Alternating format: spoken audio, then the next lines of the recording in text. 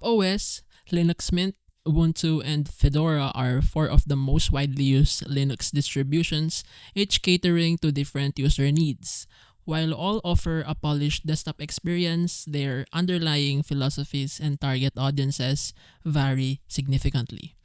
popos, built by System76, focuses on productivity and hardware compatibility, especially for NVIDIA users. It ships with a customized GNOME experience and tiling window manager, making multitasking smoother. Linux Mint, on the other hand, prioritizes simplicity and familiarity, especially for Windows migrants. Its Cinnamon desktop is lightweight and intuitive with minimal background processes.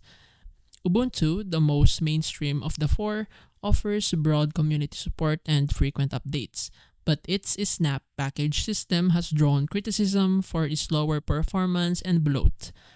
Fedora stands out for bleeding edge features and upstream alignment with Red Hat. It uses GNOME by default and emphasizes security and SE Linux integration, though its rapid update cycle may be too aggressive for some users. For users seeking stability and ease of use, Linux Mint is the most beginner-friendly. popos suits power users and developers who want a clean, optimized experience out of the box.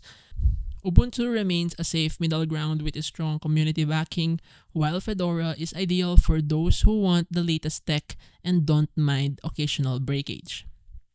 There's no universal winner. Your best distro depends on your tolerance for updates, package systems, and desktop preferences.